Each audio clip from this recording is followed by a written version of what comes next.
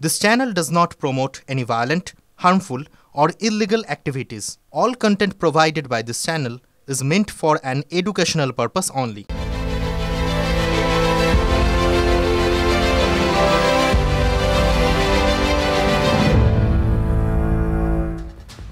নমস্কার, আপনারা দেখছেন TV9 বাংলা। রাত ৮টা মানেই হাজির ঠোঁটকাটা। আর আপনারা জানেন ঠোঁটকাটা হাজির মানে সেই সঙ্গে সেই সমস্ত বিষয় হাজির যে সমস্ত বিষয়ের অনেকটা গভীরে গিয়ে দেখতে হবে এবং আপনাদের প্রশ্ন প্রতিনিধিত্ব করবে ঠোঁটকাটা।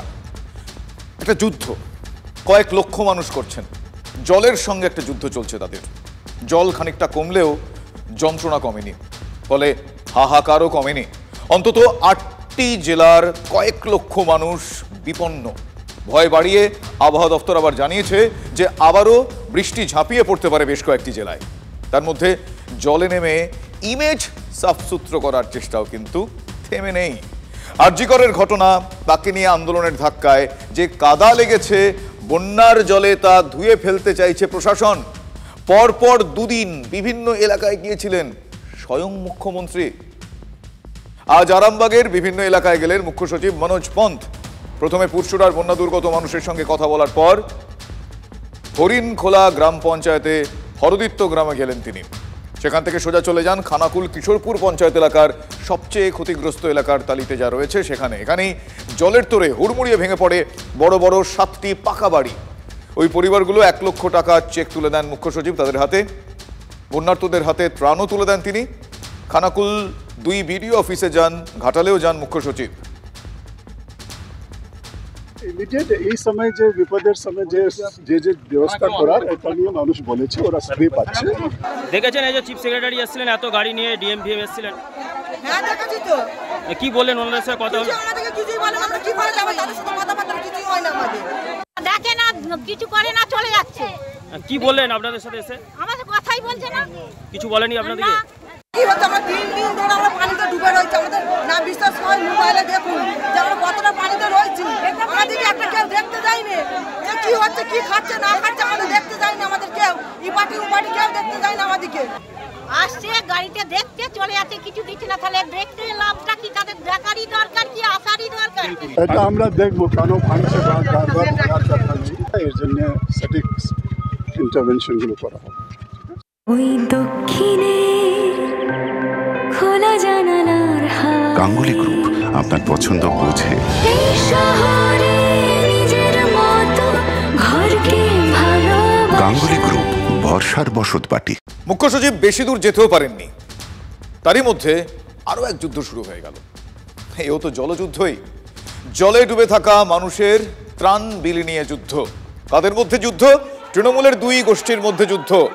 দলে গোষ্ঠীদ্বন্দ্ব ঠেকাতে মমতা বন্দ্যোপাধ্যায়, অভিষেক বন্দ্যোপাধ্যায়ের সতর্কবার্তা এক প্রকার জলেই গেল। বন্যা হবে এই আশঙ্কায় তার আগের দিন থেকে ব্যাপক পরিমাণ ত্রাণের সামগ্রী এসডি অফিস, বিডিও অফিস এবং পঞ্চায়েতে পৌঁছে গেছে। ত্রাণ চলে যাচ্ছে পঞ্চায়েতের ঘরে। ত্রাণ কি পঞ্চায়েতে গোডাউনে জমা থাকার জন্য না বিলি বন্টনের জন্য? এই অব্যবস্থাপনার জন্য হরিণখোলা 1-এর প্রধান চরমভাবে দায়ী। এটা আমি নেতৃত্বকে এবং প্রশাসনকে জানাচ্ছি। আজকে চিফ সেক্রেটারি এখানে এসেছিলেন। এখানে অব্যবস্থার কারণে মানুষ বিক্ষুব্ধ দেখিয়ে দিয়েছে। এটা আমাদের জন্য খুব লজ্জার। অসহায় না হলে মানুষ কিন্তু রাস্তায় 1 কিলো মুড়ির জন্য আর এটা তিরপলের জন্য আসে না। এটা মানবিকতা বলুন, লোকাল পঞ্চায়েতকে মানবিকতা বলুন। বলছে পঞ্চায়েতের গোডাউনে সব মাল পড়ে আছে কিন্তু মানুষকে দেওয়া হচ্ছে না। এইসব কিছু মানুষ আছে যারা আমাদের 2024-এ ভোট দেয়নি, তারা এরকম বলবে। আর যারা ভোটটা দিয়েছে তারা মানুষ পাচ্ছে বলবে, আর কিছু বলবে না। মানবিকতাকে একেবারে জলাঞ্জলি দিয়ে জলযুদ্ধ রাজনীতির মাঠেও। হরিণখোলা 1 নম্বর পঞ্চায়েতের প্রধান ভোটের গল্প শোনালেন। গতকাল ত্রাণ বিলি করতে গিয়ে বিরোধী দলনেতাও শুনিয়ে এসেছেন ভোটের কথা। আমি ছবি তোলার লোক নই, ওইরকম কিছুটা শুকনো জায়গা থেকে জলে নেমে ছবি তুলে খিচ মেরি ফটো সে কারবার আমরা করি না। আর সবচেয়ে মানুষকে প্রার্থনা করুন যে প্রত্যেক বছর চিড়াগুল পলিথিন বন্ধ হোক, বন্যা নিয়ন্ত্রণ হোক। এবং এটা করতে গেলে এই মুখ্যমন্ত্রীকে তাড়াতে হবে। রাজি কে কে আছেন?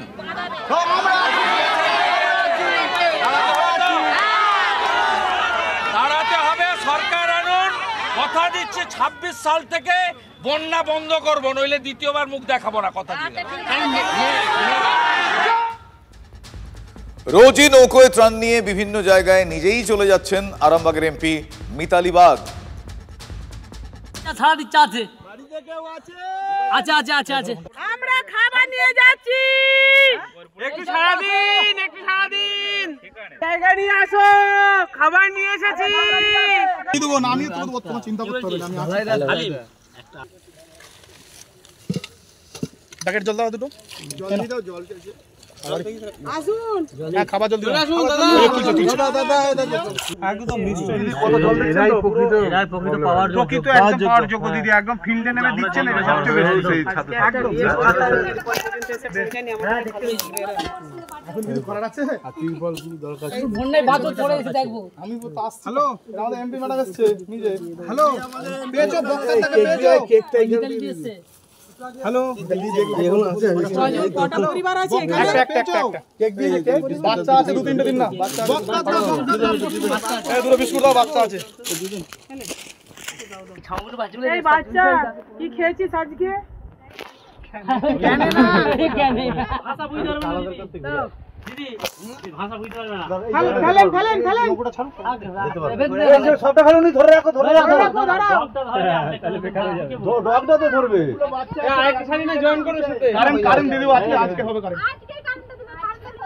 আরে বেশি ঝুঁকবেন না, আপনি কাল সকালবেলা কারেন্ট চলে বলছে, এত জলে কারেন্ট দিলে তো বডি অনেক কি হবে। হ্যালো, আস্তে তুলো, আমাদের সিকিউরিটির কাছে দিতে, আমাদের ঠিক আছে।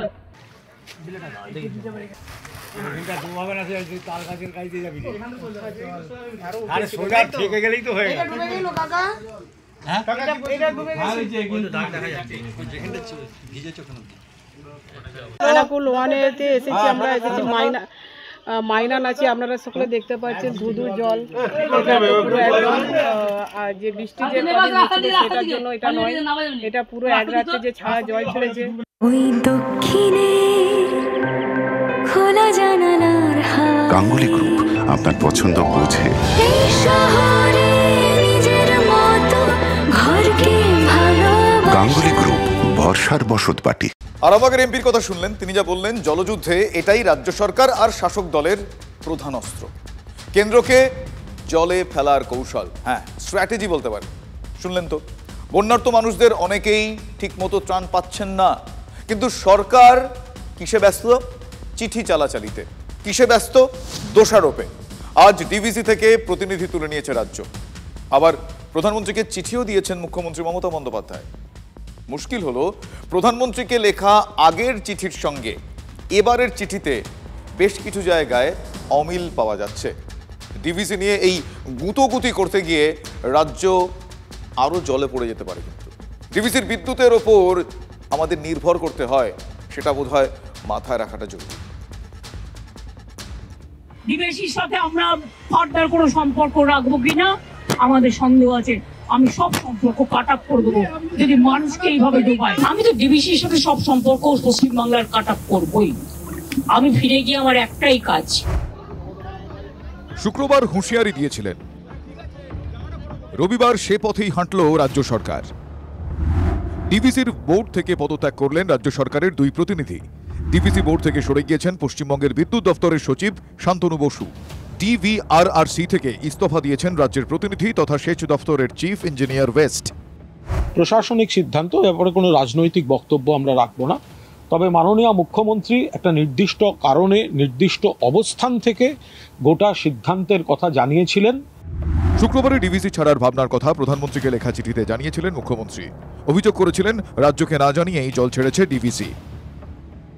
কোনো হিসেব নেই, আমাদের জানাচ্ছেও না, কোনোদিন কিন্তু এটা হয়নি।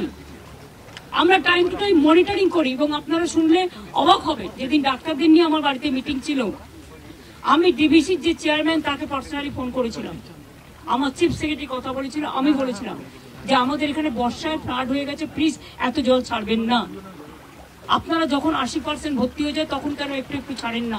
তাতে আমার অসুবিধা হয় না। কেউ একতরফা জল ছাড়তে পারে না, মাল্টিল্যাটারাল অর্গানাইজেশন, এখানে এটা একটা রেগুলেটরি বোর্ড আছে। যদি আপনাকে না জানিয়ে ডিবিসি এতটা জল ছেড়ে দেয় তাহলে সেটা ক্রিমিনাল নেগলিজেন্স। তার জন্য তাদের বিরুদ্ধে কোর্ট করছেন না কেন? আপনি আরজিকর কাণ্ডে অপরাধীদেরকে বাঁচানোর জন্য সুপ্রিম কোর্ট যাচ্ছেন, কপিল সিবালকে নিয়োগ করছেন কোটি কোটি টাকা খরচা করে। তো এই যে জল ছেড়ে দিল বাংলার মানুষকে না জানিয়ে, সেই জলে আমাদেরকে ডুবিয়ে মারা হচ্ছে, এটা তো অনেক বড় অপরাধ। সেই অপরাধের শাস্তি চেয়ে আপনি মুখ্যমন্ত্রী হাইকোর্ট বা সুপ্রিম কোর্ট যাচ্ছেন না কেন? আপনার কাছে আমার চ্যালেঞ্জ থাকলো, আপনি যাবেন না, তার কারণ আপনি নিজে জানেন আপনি মিথ্যা কথা বলছেন। জবাবে কেন্দ্রীয় জলশক্তি মন্ত্রী CR পাটিল রাজ্য সরকারকে লেখা চিঠিতে জানান, রাজ্য সরকারের প্রতিনিধিদের সঙ্গে আলোচনা করেই জল ছাড়ার বিষয়ে সিদ্ধান্ত নেওয়া হয়েছে। রবিবার ফের প্রধানমন্ত্রীকে চিঠি দিয়েছেন মুখ্যমন্ত্রী। কেন্দ্রীয় জলশক্তি মন্ত্রীর দাবি তিনি খারিজ করছেন। মুখ্যমন্ত্রীর অভিযোগ, কোনো ঐকমত্যে পৌঁছানোর আগেই কেন্দ্রীয় সরকার, জলশক্তি মন্ত্রক, কেন্দ্রীয় জল কমিশনের প্রতিনিধিরা একতরফাভাবে সিদ্ধান্ত নিয়েছে। উপেক্ষা করা হয়েছে রাজ্যের অনুরোধ বা মতামতকে। 3.5 ঘন্টার নোটিশে জলাধার থেকে 9 ঘন্টা ধরে জল ছাড়া হয়েছে, যা বিপর্যয় মোকাবিলার ক্ষেত্রে অন্তরায়। নতুন প্রদেশ কংগ্রেস সভাপতি কিন্তু পূর্বসূরির মতো অতটা আগ্রাসী নন। ধরি মাছ না ছুঁই পানি। বর্ষাকালে জল ছাড়বে, সচেতন হওয়া দরকার। আর ডিবিসিকেও ভাবা দরকার যে একটা রাজ্যে যদি প্রচুর জল চলে আসে তাকে আগে অগ্রিম ইনফর্ম করা দরকার। আপনিও জানেন না, আমিও জানি না, দুদল একটা ড্রামা তৈরি হচ্ছেন লড়াইয়ের। বিরোধীরা যদিও বলছেন প্রধানমন্ত্রীকে দেওয়া দ্বিতীয় চিঠিতে মুখ্যমন্ত্রী নিজের আগের কথাই গিললেন। চিঠিতে বলা হয়েছে যে 3.5 ঘন্টার নোটিশে জল ছাড়া হয়েছে, অর্থাৎ রাজ্যকে জানিয়েই জল ছাড়া হয়েছে, এড়িয়েই যেতে পারত ডিবিসি। ডিবিসি কেন্দ্রীয় সরকারের সংস্থা, আমার মনে হচ্ছে 4 লাখ কিউসেককে ছাড়িয়ে গেছে। মোর দেন 5 lakh cusec water what has been released from DBC and other area. বিরোধীরা বলছেন মুখ্যমন্ত্রী বলেছিলেন 4 লক্ষ 5 লক্ষ কিউসেক জল ছাড়া হয়েছে, কিন্তু প্রধানমন্ত্রীকে দেওয়া দ্বিতীয় চিঠিতে মুখ্যমন্ত্রী জানিয়েছেন একলব্ধে 2.5 লক্ষ কিউসেক জল ছাড়ার বিষয়টি এড়িয়েই যেতে পারত ডিবিসি। অভিযোগ, মাইথন ও পাঞ্চের সর্বোচ্চ যত পরিমাণ জল ধরে রাখতে সক্ষম তাদের তার আগেই জল ছাড়তে হয়েছে। বাংলাকে যেভাবে উপেক্ষা করা হয়েছে, বন্যা পরিস্থিতি মোকাবিলার ক্ষেত্রে যেভাবে অসহযোগিতা করা হয়েছে, তার প্রতিবাদে Damodar valley reservoir regulation committee থেকে প্রতিনিধি প্রত্যাহার করে নিচ্ছি। সবসময় রাজ্যকে জল ছাড়া জানিয়ে জল ছাড়া হয়, এবং আপনি জল ছাড়ার পরিমাণটা দেখে নিন না। এতদিন মুখ্যমন্ত্রী কিছু একটা হলেই বলতেন রাইটার্সের দিকে তাকিয়ে, জ্যোতি বসু বা বুদ্ধদেব ভট্টাচার্যের দিকে তাকিয়ে বলতেন ম্যানমেড বন্যা। নবান্নের দিকে তাকালে তোমরা বলতে হবে ওমেন মেড বন্যা। এখন বলতে পারছেন না কেন? তখন ছিল রাজ্যের দোষ, আর এখন সব দোষটা রাজ্যের না, কেন্দ্রের। মুখ্যমন্ত্রী যে দ্বিচারিতায় ভোগেন বোঝা যাচ্ছে। রাজ্য সরকার অভিযোগ করছে ড্রেজিং করছে না কেন্দ্র, পাল্টা কেন্দ্র বলছে রাজ্যের হাতে থাকা ড্যামগুলোর হাল কি। আমরা তো বারবার বলছি কেন্দ্রীয় সরকার ড্রেজিং করতে চাইছে না, বাঁধগুলোর নাব্যতা বাড়াচ্ছে না। লোকের ঘাড়ে দায়ী দিয়ে কতদিন এইভাবে বাঁচবেন? অন্যের ঘাড়ে বন্দুক রেখে ফাটাচ্ছেন মমতা বন্দ্যোপাধ্যায়। নিজে দায়টা নিন। আপনার কংসাবতীর বাঁধ কতদিন কবে সংস্কার হয়েছিল? বাংলাকে যে বৈষম্য দেখুন, বন্যা, অসমকে তারা টাকা দিলেন বন্যা প্রতিরোধ প্রকল্পে, বাংলাকে টাকা দিলেন না। ডিবিসি থেকে প্রতিনিধি তুলে নিয়েছে রাজ্য সরকার। ডিবিসির সঙ্গে সত্যি সত্যি রাজ্য সরকার সম্পর্ক ছিন্ন করলে কি হতে পারে পরিণতি? উনি কি জানেন যে পশ্চিমবাংলার পশ্চিমাঞ্চলের 7 থেকে 8টি জেলায় আলো জ্বলে, কারখানা চলে, ট্রেন যায় ডিবিসির বিদ্যুতে? এইরকম কালিদাসী মুখ্যমন্ত্রী, যে ডালে বসে সেই ডালের ভাঙার সেই ডাল কাটার নীতি নিয়ে চলা মুখ্যমন্ত্রী সম্ভবত ভারতে কোথাও নেই। আমরা বলবো যে রঘুনাথপুর, মেজিয়া, ডিভিসির যে দুটো মূল তাপবিদ্যুৎ কেন্দ্র, সেখান থেকে বিদ্যুৎ নেওয়া বন্ধ করে দিন। ডিভিসি অন্য রাজ্যকে বিদ্যুৎ বিক্রি করবে। আপনার তো নিশ্চয়ই 4-5টা আরো তাপবিদ্যুৎ কেন্দ্র এমনি পড়েই আছে যেটাতে উৎপাদন হয় না, বা আপনি যে কোনো সময় আপনার যে তাপবিদ্যুৎ কেন্দ্রগুলি আছে তাতে কোলাঘাট, বক্রেশ্বর থেকে শুরু করে আপনি উৎপাদন বাড়িয়ে নিতে পারবেন। একটা পাওয়ার প্ল্যান্ট করতে পারেননি, 1 ইউনিট বিদ্যুৎ নতুন করে জেনারেশন করতে পারেননি, ডিবিসির উপর নির্ভর করেন। আবার ডিভিসি কে সঙ্গে সম্পর্ক কাট আপ করবেন বলেছেন। সবাই জানেন যে ডিভিসি জল ছাড়া বা ইত্যাদির ব্যাপারে যে কমিটি থাকে তাতে রাজ্যের প্রতিনিধিরাও আছেন, তারা সেখানে সহমত হচ্ছেন, অথচ এখানে সে মুখ্যমন্ত্রী উল্টো কথা বলছেন করে রাজ্যের দুজন প্রতিনিধি বোধহয় কমিটি থেকে সরে এসছেন। মুখ্যমন্ত্রী বলেছেন তিনি ডিভিসির সঙ্গে সম্পর্ক ছিন্ন করে দেবেন, তাতে বাংলার সর্বনাশ হবে, আরও বেশি সর্বনাশ হবে। রাজ্যের 8টা জেলা অন্ধকারে ডুববে। ডিভিসির বিদ্যুতের উপর আমাদের নির্ভর করতে হয় এবং সে দায় তৃণমূলের ঘাড়ে পড়বে। দীপক অধিকারী দেব ঘাটালের এমপি, ঘাটালে জল কমতে শুরু করেছে আপনারা জানেন, আর সেখানে ত্রাণ বিলি করতে গিয়েছিলেন দেব, সঙ্গে ছিলেন মন্ত্রী জাভেদ খান। জলের বুকে ভাসতে থাকা নৌকোয় দাঁড়িয়ে দেব যা বললেন তাতে নির্ঘাত তার গলা পর্যন্ত জল উঠে যাওয়ার কথা। নেহাত তারকা অভিনেতা বলেই হয়তো দেবকে জলে পড়তে হবে না। দেব সরাসরি বলে বসলেন, কি বললেন? এখন মানুষকে ত্রাণ দেওয়ার সময়, কেন্দ্র রাজ্য সংঘাতের সময় নয়। হ্যাঁ, দেব বললেন আমার মনে হয় এখন এই রাজ্য কেন্দ্র ঝামেলা করে এখন লাভ নেই। এখন যেটা দরকার সেটা হচ্ছে মানুষকে কিভাবে আমরা মানুষকে কিভাবে এই কষ্ট থেকে বাঁচাতে পারি, কি কষ্ট কতটা যে যন্ত্রণার মধ্যে আছে সেখান থেকে কিভাবে পার করতে পারি, সেটাই আমাদের লক্ষ্য হওয়া উচিত। ইতিমধ্যে আমরা রয়েছি ঘাটাল থানার সামনে। আপনারা দেখতেই পাচ্ছেন এই যে ঘাটাল থানা, এই ঘাটাল থানা থেকে জল কমতে শুরু করতেই এখানে যে সমস্ত পুলিশ কর্মীরা তারা কিন্তু নতুন করে থানাকে কিন্তু সাজিয়ে তুলতে তারা এক কথায় তৎপর, কারণ ঘাটাল থানাকে অন্যত্রে নিয়ে যাওয়া হয়েছিল। আমরা যেটা জানতে পেরেছি যে এখানের যে জলস্তর ছিল, এই জলস্তর একেবারে এই এত দূর পর্যন্ত, এই উঁচু পর্যন্ত এখানে কিন্তু জলস্তর ছিল। কয়েকদিন ধরে বানভাসী ঘাটাল, আর সেই বানভাসী ঘাটালে বেশ কয়েকদিন ধরে দেখা যাচ্ছে একাধিক প্রশাসনের আধিকারিকরা আসছেন। আজ সেই বানভাসী ঘাটালে এসেছেন ঘাটালের সাংসদ দীপক অধিকারী, এসেছেন মন্ত্রী জাভেদ খান সহ রাজ্য প্রশাসনের একাধিক আধিকারিকেরা। তারা অজবনগর সহ ঘাটালের বেশ কিছু এলাকা ঘুরে দেখছেন, মানুষের হাতে ত্রাণ সামগ্রী তুলে দিচ্ছেন। তবে ঘাটালের মানুষ কিন্তু তারা একটাই দাবি করছেন, তারা চাইছেন যে এই জল যন্ত্রণা থেকে মুক্তি, তারা চাচ্ছেন স্থায়ী সমাধান। আমাদের রাজ্যের দিদির সাথে কথা, সিএমের সাথে কথা হয়েছিল এটা নিয়ে। সিএম নিজেই একটা চিঠি পাঠিয়েছে এবং আমার মনে হয় সিএম চিঠি পাঠিয়েছে সেটাই সবচেয়ে বড় চিঠি আমাদের রিপ্রেজেন্টেটিভ হয়ে, আমাদের নেত্রী হয়ে। আমার মনে হয় এখন এই রাজ্য কেন্দ্র ঝামেলা করে এখন লাভ নেই। এখন যেটা দরকার সেটা হচ্ছে মানুষকে কিভাবে আমরা মানুষকে কিভাবে এই কষ্ট থেকে বাঁচাতে পারি, কি কষ্ট কতটা যে যন্ত্রণার মধ্যে আছে সেখান থেকে কিভাবে পার করতে পারি, সেটাই আমাদের লক্ষ্য হওয়া উচিত। মানুষ সত্যি খুব কষ্টের মধ্যে আছে এবং আজকে নয়, বছর কি বছর আমাদের চেষ্টাকে মানুষের কষ্ট কিভাবে ভাগ করে নেওয়া যায় এবং মানুষকে এই সময় কিভাবে পরিষেবা যেন দেওয়া যেতে পারে। এবং অনেক বাড়িগুলো জলের তলায় আছে দেখতেই পাচ্ছেন, এবং অনেক বাড়িতে বাচ্চারা আছে, খাওয়া দাওয়ার অসুবিধা হচ্ছে, সেই ত্রাণের জিনিসগুলো যেন আমরা পৌঁছতে পারি, এইটাই চেষ্টা। যাদের হাতে গত পরশু মাইক ছিল, আজ স্টেথোস্কোপ। শটান বন্যা দুর্গত এলাকায় অনিকেত কিঞ্জলরা তিলোত্তমার জন্য বিচার চেয়ে কর্মবিরতি করেছিলেন জুনিয়র ডাক্তাররা। হাবুডুবু খেতে থাকা সরকার আর শাসক দল জুনিয়র ডাক্তারদের গায়ে তাদের কাদার দাগ লাগানোর চেষ্টা করেছিল। প্রচার জোরদার শুরু হয়েছিল। কর্মবিরতির জেরে হাসপাতালে চিকিৎসা পাচ্ছেন না গ্রামের মানুষ, কিন্তু এই ছবি অন্য কথা বলছে। আংশিক কর্মবিরতি জেলার পরেই তারা তুলে নেন এবং জেলায় জেলায় এখন বন্যা কবলিত বিভিন্ন এলাকায় মেডিকেল ক্যাম্প শুরু করে দিয়েছেন জুনিয়র ডাক্তাররা। আন্দোলনের নেতার ভূমিকায় দেখা গিয়েছিল অনিকেত, মাহাতো, কিঞ্জল, নন্দদের। পাঁশকুড়ার ক্যাম্পে তারাই এখন রোগী দেখছেন। পাঁশকুড়ার বিস্তীর্ণ এলাকা বন্যা কবলিত। আজ আমরা অভয়া ক্লিনিক দুটি জায়গায় করছি। আজকে 40 জন ডাক্তার এবং নার্স জুনিয়র ডাক্তারদের টিম এখানে অভয়া ক্লিনিকের জন্য এসেছে। ডাক্তাররা এসেছে, আমরা খুব খুশি, খুব আনন্দিত। এই যে বন্যা কবলিত যে ওষুধ দিতে এসেছে, ডাক্তার দেখতেছে ভালোভাবে, সুন্দরভাবে পরিষেবা করতেছে, আমাদের খুব আনন্দ। আমরা যে বলবো পাড়া যে ভালো এদের ওষুধ দিচ্ছে, সব ডাক্তার ভালো। হ্যাঁ, এটা তো একটা পজিটিভ দিক যে আমরা প্রত্যেকেই চাই যে ঘটনাটা ঘটেছে সেটার সুবিচার সবাই চাই।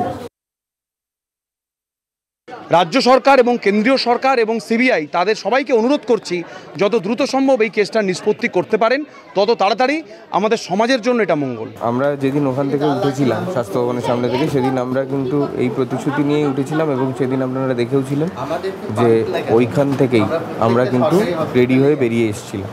এবারে যা ওষুধপত্র জোগাড় করতে যেটুকু সময় লেগেছে সেই নিয়ে আমরা পৌঁছেছি যেখানে যেখানে সম্ভব। এখানে 2-3 দিন আগেও পুরো মানে প্রচুর বন্যার কবলিত অবস্থায় ছিল এবং সেই জায়গা থেকে আমাদের মনে হয়েছে এই সময় আমাদের পাশে দাঁড়ানো দরকার। এইখান থেকে আমাদের সরকারি হাসপাতালগুলো অনেকটাই দূরে, ঠিক আছে, তো সেই জন্য আমরা তাই আর এনাদেরকে আর ওখানে যাওয়া দরকার নেই, তাই আমরা এখন উঠে এসে আমরা এখানে এসেছি। এই বিশেষ করে এইগুলো হচ্ছে বন্যাপ্লাবিত অঞ্চল, তো বন্যাপ্লাবিত অঞ্চলে বেসিক্যালি আমাদের যে স্বাস্থ্য দরকার সেই দরকারটা দেওয়ার জন্যই আমরা এখানে এসেছি। এটাকে হেল্প করুন বা এই সমস্ত বলতে আমি চাই না, কারণ হেল্প কেউ কাউকে করতে পারে না। আমরা মানুষ হিসেবে আমরা চেষ্টা করছি একে অন্যের সাথে থাকার, পাশে থাকার, এইটুকুই। এবং এর মাধ্যমে আমাদের আন্দোলনকে, আমাদের প্রতিবাদকে সাধারণ মানুষের মধ্যে ছড়িয়ে দেওয়ার চেষ্টা করছি। মুখ্যমন্ত্রী ম্যানমেড বন্যার কথা বলছেন পরিকল্পিতভাবেই বাংলাকে ডোবানো হয়েছে। আপনি যদি মালদার ভূতনিতে যান একই অভিযোগ শুনতে পাবেন সেখানে, তবে অভিযোগের আঙুলটা কিন্তু শাসক দলের নেতাদের দিকেই। খাল কেটে কুমির আনার কথা শুনেছেন তো নিশ্চয়ই, কিন্তু বাঁধ কেটে বন্যা, হ্যাঁ শুনবেন, ভূতনিতে গেলেই শুনতে পাবেন রিং বাঁধ কেটে দেওয়া হয়, আর তাতেই বানভাসী ভূতনি। বাঁধ মেরামতির 40 কোটি টাকাও উধাও, ভ্যানিশ। তাহলে সত্যি ম্যানমেড বন্যা হয়? কে যে কাকে ডোবায় এ প্রশ্ন উঠছে। আসুন ভূতনির চরে গিয়ে ছবিটা একবার দেখি। ভূতনির এই যে জল দেখছেন, লোকে বলছেন এই জল ঢোকানো হয়েছে রিং বাঁধ কেটে। হ্যাঁ ঠিকই শুনছেন, উত্তর চণ্ডীপুর গ্রামকে প্লাবনের হাত থেকে বাঁচাতেই নাকি উল্টো দিকে বাঁধ কেটে দেওয়া হয় পরিকল্পিতভাবে, তাতেই বানভাসী ভূতনি এলাকা। আগে ওটা দিয়ে জল ঢুকছিল, আবার হ্যাঁ বাঁধ ভেঙে, ওটা বাঁধ ভেঙে জল ঢুকছিল, আবার এখানে বাঁধ কেটে দিল, আবার ফের বন্যা হয়ে গেল। মানে বাঁধটা জোর করে কেটে দিয়ে জোর করে কাটা আছে বাঁধটা, বাঁধটা জোর করে কেটে দিয়ে কি জল ঢুকেছে? জল ঢুকেছে। বাঁধ কেটেও শেষ পর্যন্ত উত্তর চণ্ডীপুরকে রক্ষা করা যায়নি, উল্টে দক্ষিণ চণ্ডীপুর এবং ভূতনি গ্রাম পঞ্চায়েতের প্রায় সব গ্রাম এখন বানভাসী। জলবন্দী কয়েক লক্ষ মানুষ, ত্রাণ নেই, পানীয় জল তাও নেই। গরু বাছুর নিয়ে ছাদের ওপর সহাবস্থান।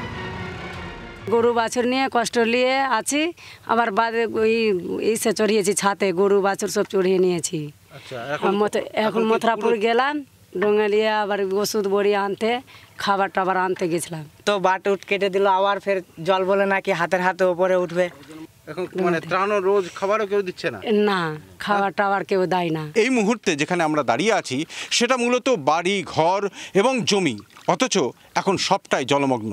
কারণ আমার ঠিক পেছনে যে বাঁধটা রয়েছে ভূতনি রিং বাঁধ, সেই রিং বাঁধটাকে কেটে ফেলা হয়েছে এবং সম্পূর্ণ ইচ্ছাকৃতভাবে। কারণ কিছু গ্রামকে বাঁচানোর আশায় যে সেখানে জল ঢুকছিল বাঁধ ভেঙে, সে কারণে তারা এসে রীতিমতো দাদাগিরি দেখিয়ে সেই রিং বাঁধ কেটে ফেলে। এই দাদাগিরি কারা করতে পারে? কারা গায়ের জোরে বাঁধ কাটতে পারে? কাদের বুদ্ধিতে বাঁধ কাটা হলো? দুর্গতরা বলছেন লোকাল তৃণমূল নেতা এবং পঞ্চায়েত সদস্যদের কীর্তি। বাঁধ কারা কেটেছে? এই যে শাসক দল তো, প্রশাসনিক কেটেছে? হ্যাঁ, মানে এখানকার লোকজন, পঞ্চায়েতের লোক? হ্যাঁ, পঞ্চায়েতের লোক সবাই মিলে কেটেছে। তারা কি তৃণমূল? হ্যাঁ। এটা আমি বলতে পারবো না, কেন আমরা জানি না যে বাঁধটা কখন কাটা হয়েছে। মানে সেচ দপ্তরকে না জানিয়ে কেটে দিয়েছে? হ্যাঁ। কি এখানকার যারা উত্তর চণ্ডীপুর, দক্ষিণ চণ্ডীপুর, হিরানন্দপুর যারা দায়িত্বে আছেন তারা বলতে পারবেন। ভূতনির জল বার করার জন্য দক্ষিণ চণ্ডীপুরের একটা জায়গায় বাঁধ সরকার অর্থাৎ প্রশাসন এবং তৃণমূলের চোরগুন্ডা মিলে সেটাকে কাটানো হয়েছে, জল বার করে, ভালো কথা। কিন্তু আবার যখন নদীর জল বেড়েছে, ফুলের জল বেড়েছে, ওই বাঁধ কাটা দিয়ে জল ঢুকছে, পুরা ভূতনি জলময় হয়ে গেছে। এইখানে 60,000 ভোটার, 2 লক্ষ মানুষের বসবাস, দুর্দশার শেষ না। তাহলে একেই কি বলে নির্বুদ্ধিতা, নাকি যে ম্যানমেড বন্যার কথা মুখ্যমন্ত্রী বলছেন এটাও সেই ম্যানমেড বন্যা, যে বন্যার কারণ জেলা প্রশাসন, শাসকের দলবল? মুখ্যমন্ত্রী এতদিন অভিযোগ তুলছিলেন যে ম্যানমেড বন্যার কথা, আর মালদার ভূতনিতে কিন্তু উল্টো সুর শোনা গেল। এটা ম্যানমেড ফ্লাড করা হয়েছে, ভূতনিতে শুধু এটা দিয়ে জল ঢুকছে না, জলটা হচ্ছে 3 জায়গা দিয়ে জল ঢুকছে, কেশরপুর, খাসমল, তারপরে মিডিলে হচ্ছে আবার খাসমল, 3 জায়গা দিয়ে আবার পুনরায় আবার জল ঢুকছে। মানে 2 জায়গাতে বাঁধ ভেঙে গেছে? হ্যাঁ, অলরেডি 3 জায়গায় বাঁধ ভাঙা হচ্ছে। 3 জায়গায় বাঁধ ভেঙেছে, প্লাস এটা আবার কেটে দিয়েছে? হ্যাঁ, এটা এর আগে যখন বন্যা হয়েছিল তখনই কাটা হয়েছিল। প্রতিমন্ত্রী সাবিনা ইয়াসমিন নিজে বলেছেন যে তার 40 কোটি টাকা দেওয়া হয়েছে ভূতনির জন্য। বাঁধ সংস্কারের জন্য। কোথায় গেল টাকাটা? 1 কোটি টাকারও কাজ নেই, রিং বাঁধ, বালির বস্তার বাঁধ। তাহলে কি কোনো টাকাই বরাদ্দ হয়নি? মালদার তৃণমূল জেলা সভাপতি আব্দুর রহিম বক্সি তিনি তো আবার উল্টো কথা বলছেন। বাঁধ কাটাতেও তিনি বিরোধীদের চক্রান্তের গন্ধ পাচ্ছেন, বিরোধীরাও অন্য গন্ধ পাচ্ছেন। এই রিং বাঁধটা রাতের অন্ধকারে রাজ্য সরকারকে বিব্রত করার জন্য কংগ্রেস সিপিএম কেটেছে কিনা তার সততা কোথায় আছে?